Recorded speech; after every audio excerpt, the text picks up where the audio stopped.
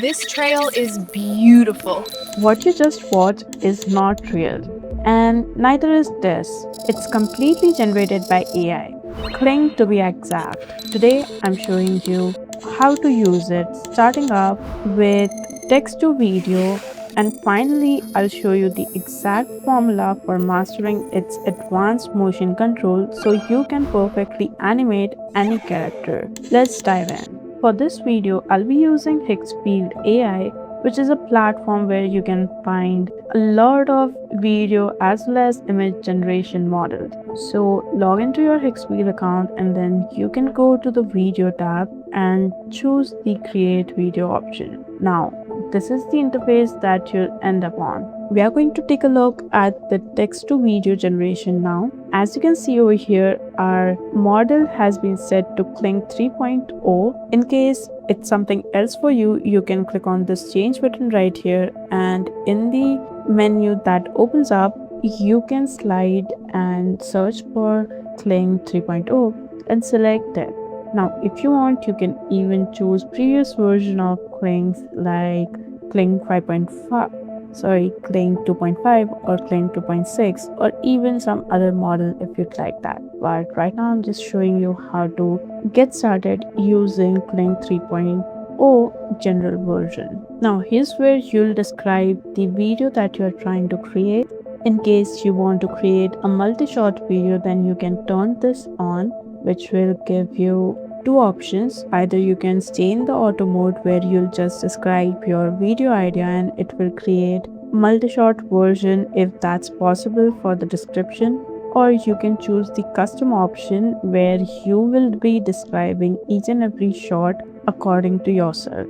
If you're using the custom option, you'll have the option to add in elements where you can mention your characters for character consistency, and you can even choose the duration of each scene. You can add up to 5 different shots, which will end up into a single video. Now what I'm trying to create is just a b-roll for my cafe advertisement, and here's the prompt that I'll be using.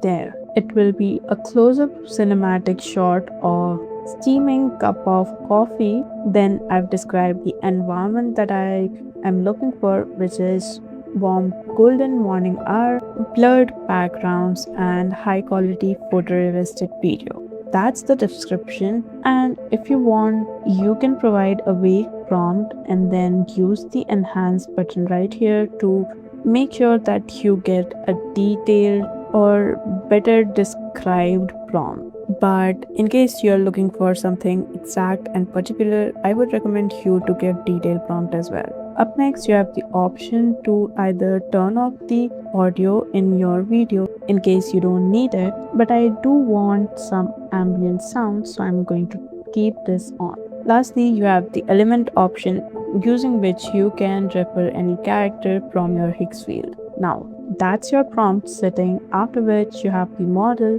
which we have already selected on the top. In case you don't want to do that, you can select model from over here as well. Finally, we have the option to choose the exact duration of our video. Right now it's at 5 seconds. You can go up to 15 seconds if you'd like, but I'm going to keep it 5 seconds. Also, I would like to bring your attention to the point that if you increase your duration or the number of shots, which will end up increasing your duration, it will cost you more credit. Here you can change the aspect ratio of your video. I'm going to keep it as 16:9 because that's my b-roll. And finally, you have the option for the quality of the video. I'm going to keep it default and hit the generate button to start the generation of my video. Here's our result, and this is what it looks like. So it does have like a soft ambient sound.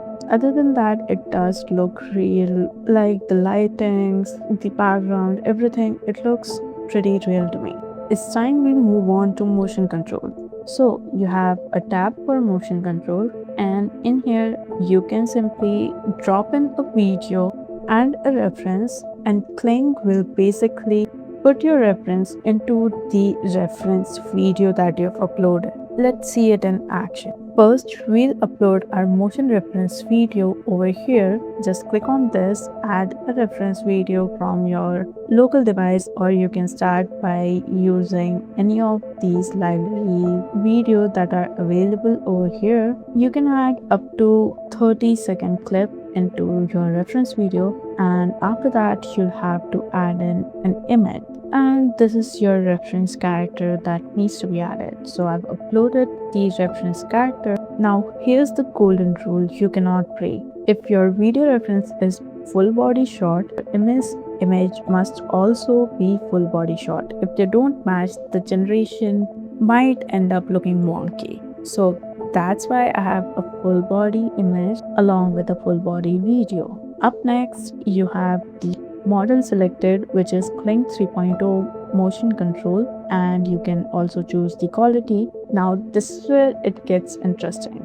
This setting lets you choose where the background for your final video comes from, whether it should be the background from the video or the one from image. And I want my background to be from the image, not this video. So that's why I have turned it on and selected the image. In case you have that turned off, you can go to advanced settings where you can describe either the background or something about the motion that is controlled by the video. Now those are all the settings that you need to make before you hit send and generate your motion controlled video. Okay, so this is the result, and as you can see, instead of our character reference, even this reporter is walking. But nonetheless, we got our motion control. The character is walking exactly like our reference image right here, sorry, reference video. Maybe try that out with reference images with a plainer background. Now, before we wrap up, there is one more advanced trick that I'd like to show you. In your create video, you have the option to add the start frame as well as end frame. In case you have a reference image for your video, you can start by adding it in your start frame. So instead of just typing prompt and hoping for the best, you can describe exactly what you want. This option is really useful if you have a couple of images and you want to animate them or animate something between them. So you can add your start and ending frame to create things like high control visual effect or smooth product transitions. And there you have it. By combining Higgsfield easy access with Kling's native models, you can generate incredibly grounded, realistic footage that actually looks usable for real-world projects. Drop a comment on what you're going to create using Kling, and I'll see you in the next one.